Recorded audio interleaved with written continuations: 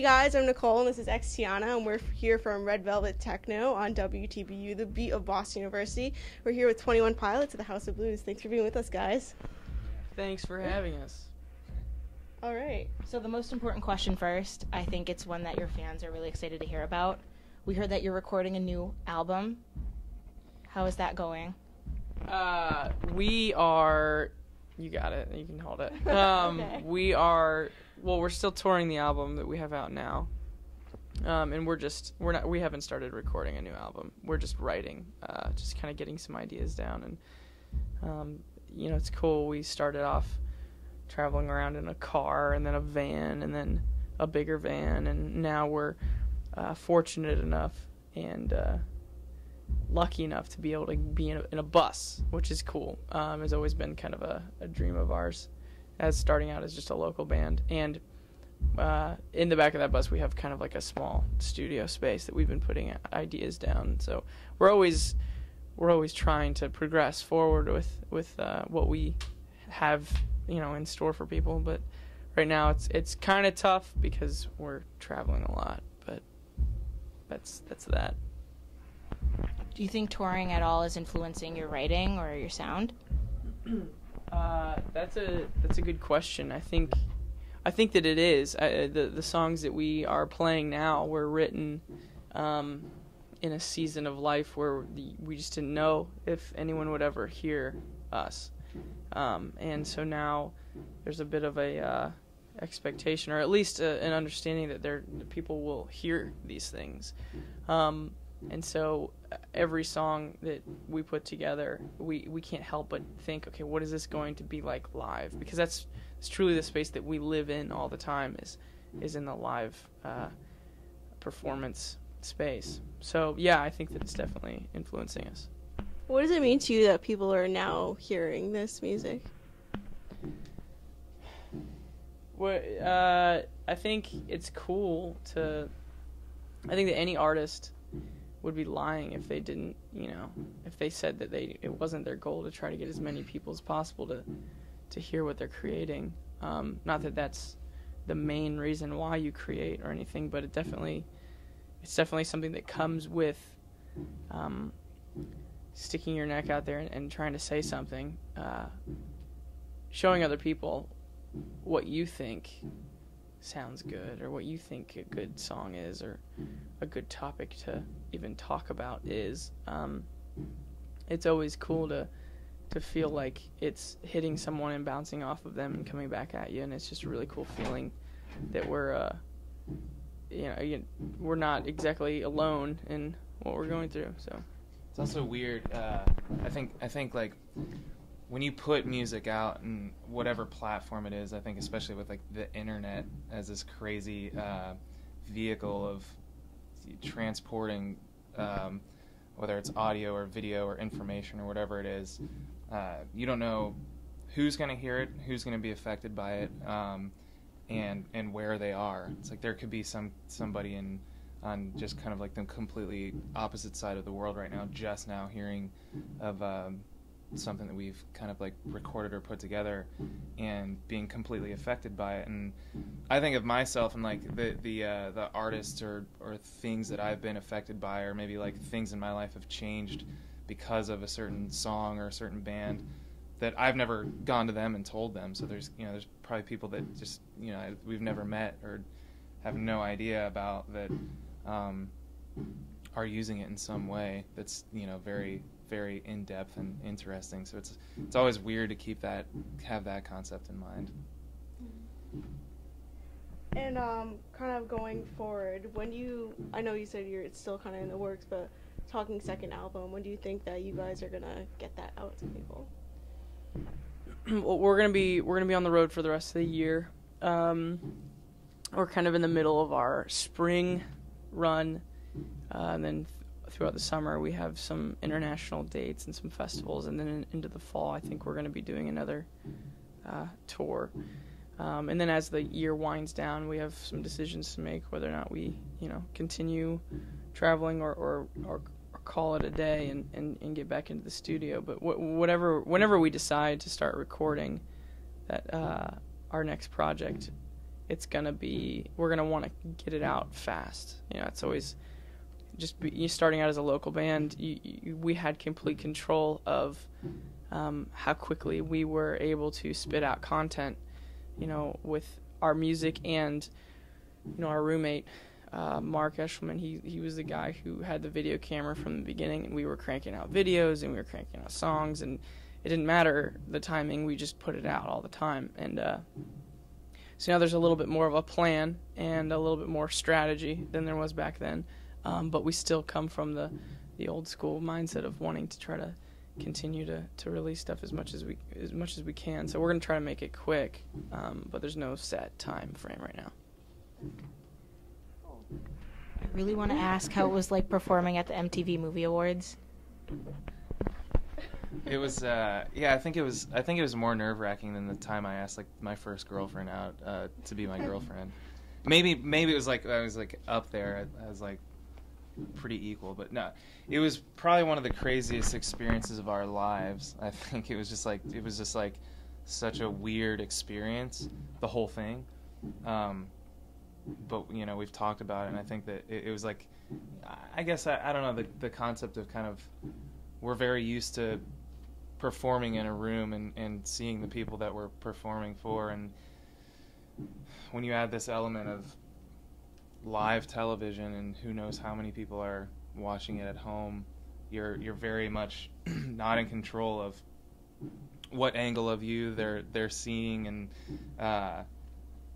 if you mess up, it's who knows what the camera's capturing or what audio is being grabbed from that. And there are a lot more elements that are a lot more kind of a little bit more nerve-wracking. And so I think during the performance it was a bit of a rush, and afterwards we were relieved to be done with it, but at the same time we were excited to be there doing it, and it was fun for us. And talking about that, what was the reaction that you got from that, and specifically with the ski masks? What kind of feedback did you get from people after the awards? We try not to like dive into what people are saying too much, because the internet these days, you can go in and search what everyone's like talking about you, and is a lot of it's good and some of it's bad. And like, I remember the night after the show, I looked over Josh, was like, we can't keep on, we kind of have to close ourselves off a little bit, and I love the song that we played, I love the ideas that we had behind it, and it's been things that we've been doing for years now, so it's not like it was just a brand new idea that we were trying to light a fire under for the first time ever. These are things that we've been doing for a while. So I felt convicted. I felt good about it, and you kind of have to just let it live, and then get back to seeing the people who matter most, and that's the people that are able to come to shows and support you, whether that be from afar, online, or just buying the album, or people who actually get out to a show and experience what it is we're trying to say. So. Yeah, I think with something like this, it's less of a conscious decision for people to kind of maybe come to a show and see what it is, or click on a link online. It's more, this was kind of thrown at a lot of people, and I think sometimes when that happens, there's inevitably people that disagree with what's happening or what they see. And but I think that as much as it could be kind of unhealthy to dive into that, I think that if it's at a point where people are vocalizing a dislike or a disapproval of something, then it's at a point where there are also enough people to counter that and stand up for it. And I think that over however long we've been doing this, there's built this almost crazy army of people who will defend what this is as much as they can, as hard as they can, and that's cool to see. There was a moment, the one thing I remember most about the performance was right before we were about to play, there was like an award being presented on a different stage, and I look at kind of like I was on stage as well, looking across some of the people in the pit, and I was looking at Jonah Hill, kind of like giving this speech, and obviously the lights weren't on me, and like I was like the next camera angle or whatever, but I was right in front of him as he was talking, and we had this like we looked at each other because I was like at my piano getting ready to play, and I'm watching him talk, and he looked at me, and I realized I should probably stop staring at him, because what if I had this weird fantasy where he called me out on live television, like, what's this guy doing over here about to play something? Look at him. All right, anyway. And so I just had this weird moment where I hope Jonah Hill doesn't call me out on live television, so I stopped looking at him and I focused on what I was about to do next. So that's what I think of when I think of that performance. What a cool point in your life when you have to think about Jonah Hill calling you out. Yeah, no, it was a terrifying experience. You had a question about their energy and their shows, right? Yeah. I mean, you guys, you jump off of pianos. You have high energetic sets. I mean, you're going hard on the drums. So, like, what do you do to wind down after a show? Not during a set. Probably just some like intense games of Mario Kart 64. Yep. Is a good way to wind down, and Red Bull. Red Bull brings you down. Yeah, right? that's our wind down. Yeah. You don't even know what we do to warm up. Yeah, no, usually right after a show, Josh and I sit in the green room, and we try to we just don't talk for a while, I think. Well, no, sometimes I come into the green room just firing like, this is what we needed to work on, and this is what I messed up on, and this is what, and it never comes across right. So I learned that I need to go to my phone and write down all these ideas and notes and stuff, and then like just stop and take a breather and talk about it later. I just lay on the floor. Yeah, Josh has been doing this like 7-minute workout thing after a show, and I just look at the kid like, how do you do that? And I don't know. We go through phases where he'll feel like he is getting fat, and he'll work on trying to work out and stay fit, and then like it was like last year, I went through a phase where I was like, I'm gonna like do push-ups and like crunches every day, and so I'm just waiting for him to be done with his phase, and then I'll pick it back up. We can't do it at the same time. No, Mm-mm. no. All right, and kind of going back to the tour, do you guys have any fun stories or kind of crazy things that have ever happened to you on tour? We are not very crazy people, I don't think. You think of like touring on a bus with a bunch of friends all over the country. It does sound like an amazing experience, and it truly is. There's a lot of times where it's like this is the most fun I've ever had in my life.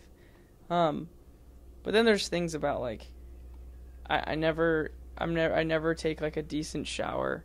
I haven't been inside of a house in a long time. Let alone your own bed and stuff like that. It kind of gets to you after a while.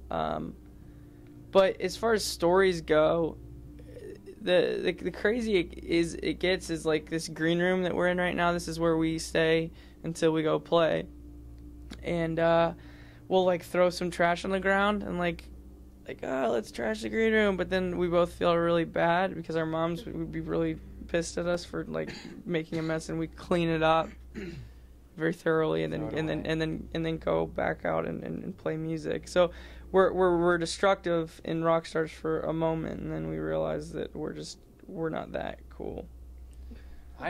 We always also reminisce to a time like when we started out. We kind of just it was like me and Tyler and a couple of friends driving a SUV around on the weekends because we had jobs during the week. And the first like tour that we did, where it was like more than 2 days at a time or 3 days at a time, we would just drive around and play whatever our buddy kind of like called ahead and was like, hey, can this band play here? And I always remember when we got to New York, and we're like, oh my gosh, we're in New York, like a lot of music stuff happens in New York, and we were going to play a show. I don't know what the venue was, but we talked to the promoter, and they said that he called and he was like, show's canceled, I'm really sorry, the venue burned down. And we're like, oh man, it's such a bummer. Like, what are we gonna do? And do you need any help? Yeah, like what can cleaning we up? Can we do any? Can we do anything? And we called some people like in charge of like booking shows or whatever, and they called the venue, and the owner of the venue answers, and he's like, hey, the band 21 Pilots is supposed to play there tonight, and the guy's like, I've never heard of them, and he's like, well, did your venue burn down? And the guy's like, I'm sitting right here, it's totally fine. Yeah. And so we figured out that what happened was the promoter didn't sell any tickets our first tour. Yeah. And rather than just tell us that he couldn't sell any tickets, he made up a lie and said that the place burned down. Which I choose to believe that it did burn down. Well, we actually went and burned it down afterwards. After we realized. So that's what we like to do. We like to look back and think of the crazy small shows we've done that in the moment. When you look back, it's like, wow, so many people would probably think that was a waste of time, but it was so worth it. Yeah. To do all that stuff. Jeez. Now, talking a little bit about your background, you had a question, right? We'd like to talk about musical influences, like what bands or musicians did you listen to growing up, and how do you think they affected your sound? We kind of we sort of listen to everything, and it's that, I know that's a sort of a cop-out answer, but I think that we truly, both of us kind of grew up not really necessarily diving into everything, but I think in a culture that's saturated with everything, and I think that you have different kind of friend groups who are interested in different things, and so when you go and like hang out with this group of people, it's like these guys are really into rap music for some reason, or like these guys are really into like hard rock, and you find yourself kind of hearing different things everywhere you go, and it's kind of just it's crazy eclectic how even the radio is, and you know what you can find yourself enjoying, and so I think as a result of that, it's, you know, for some reason there's still a lot of bands and musicians and artists who decide to go for one genre, and that's great. But I think for both of us, I think it was a mixture of us not really wanting to do that and us not really knowing how to do that, because there are so many different things that kind of stylistically we're maybe inspired by, and it's, you know, you hear a bit of a don't do it. Don't do it. I don't know, whoever. You hear a bit of whoever. We've always talked about how it's a shame that if we're ever asked about our influences, that we only have a short amount of time to explain who it is, and then we like say like two bands or artists or something, and we walk away going like, they totally think that like Celine Dion is our favorite person in the world. That's who we're trying to be. Which she is. So that's who we listen to. Yeah. Awesome. And when did you guys like first starting getting into music? When did you kind of know it was something you wanted to pursue? I'm sorry, can you ask that again? When did you kind of like start getting into Oh, music? when did we start getting into music? Yeah. I was kind of a late bloomer, if you will, for lack of a better phrase. I didn't start really diving into music till I was like 16 or 17, and it was a little after I thought I knew what I wanted to do with my life, and then I was wrong, and music kind of threw a curveball at me, and quickly became obsessed with creating something that was like nothing I'd ever heard, but similar to a lot of things, but it is new. A lot of people say there's nothing new under the sun, and I understand what they mean, but I just wrote a new song I've never heard before, and so it seems pretty new to me. But Josh was really young. He was just a little sprout when a little bean sprout when he started playing drums, right? You started playing drums at 3 months, right? So yeah, I got my first drum set at the age of 3 months, and played my first solo at 6 months. Yep. That was nasty. Yeah. I was there for that. Yeah, that was. Even though you're 6 months older than me. Well, yeah, your mom came to the show. Yeah, she told me about. I was like, you know how moms will like put headphones up to their bellies when they're pregnant. Remember when she went into labor that night? That night during your solo, and actually. then came back. Yeah, and that's when we started the band. Yeah. Yeah. It's a crazy story. Yeah. That's how we met. Yeah. Honestly though, it's like it was so simple for me. Like when the first time I like played my first drum beat, I was like obsessed, and it was like the drive was so. I was like, I want to do this forever, and I think that as a result of that, everything seemed very clear, and I was just like, whatever I need to do, I want to be able to do this, and I never really knew if it was going to work out, but I kind of didn't care, and I sort of just based all of my decisions off of that desire, which is probably really not smart at all, but that's sort of what I did, and I don't know. So yeah, it was ever since then that I wanted to play music and be involved with it. You have another question too? I think you answered all of them. Oh, I think we're bringing. Yeah, I think we're gonna just kind of end it on a really nice note. We're bringing in Clara, who has a bunch of flash questions.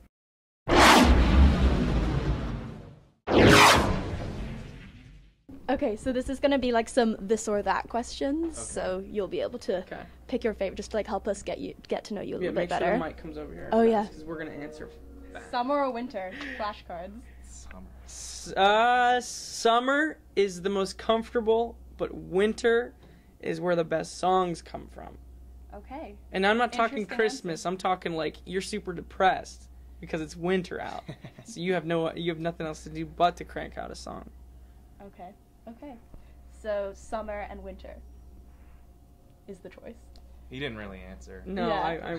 I refuse to He answer says- any of he these. says Actually. both. Christmas or birthdays? Well, Christmas technically is a birthday, Yeah, if you think about it. Oh, you got us there. right? Yeah. So, I'm gonna have to go with. I come from a family where birthdays hardly matter at all. Right. So I'm gonna have to go birthdays, Dad. Well then. Okay, the power to fly or the power to be invisible? Whoa. Yeah, that's good. I think the power to be invisible could be used for so many bad things. Yeah, for sure. Like you're not like who's gonna keep you accountable? You know what I mean? Are we both invisible? Assume that your morals are Are we intact. both invisible? You could both have the power. So when to I'm be invisible and he's invisible, can he see me like in this I other think so, invisible yeah. world? So we're just kind of like off in some different Yeah. sort of a. Okay. just like plain. Yeah, well in that case invisibly. I'm gonna go with flying. Okay. I would go flying anyway. So. Fly. Can we both fly? Uh-huh. Cause it'd be cool That's if we allowed. like, dude, let's go fly to Chipotle. Yeah. Okay, eyes or smile? What does that mean? Like- what would you notice first? Someone's what do we- eyes oh, or okay. someone's smile? Eyes. Right? I'd probably notice smile first. I think This guy over here. What are you doing? Noticing smile. I just feel like if you are you talking because I think of a girl, right? Like when you like a girl strikes you as pretty, it's you Yeah, see I guess. her in like a random situation. Most of the time, we are not smiling. I feel like we're a pretty sad species. Okay. So you're going with eyes. I'm gonna change it to smiles though. I don't honestly I don't notice eyes that much. There are times where like somebody's come up to me and be like, "Do you notice that person's cross-eyed?" And I'm like, I didn't even. It's because he has test really that. bad eyes, That's probably Right. why. but his smile is amazing. I have a horrible smile, But he has. but I great can eyes. see your soul right now. Okay, finally, ski mask or no ski mask? It depends on if it's a good ski mask. Some of these ski masks are like Awful. like the eye holes are like all over the place, and you're just like googly eyes trying to make it look cool, and then you like think you're cool, but then the mouth hole's like on your neck. and you're like, this doesn't look cool at all. But then you hate your own face, right? Because everyone does. So yeah, I'm gonna go ski mask. Ski mask. Ski mask. Easily. Okay, makes sense. Yeah, I wish I was wearing one now. Okay. All the time, ski Yeah. mask. Mhm. All right, well, thank you guys. Thank you. That was very revealing Yeah. of your personalities. Yeah. All right, Tyler, Josh, thank you for a great interview. Thanks for having us. It was awesome. Be sure to check out 21 Pilots on tour. Check out their dates, 21pilots.com. Follow their Instagram, their Twitter, like them on Facebook, all at 21 Pilots. Thank you guys.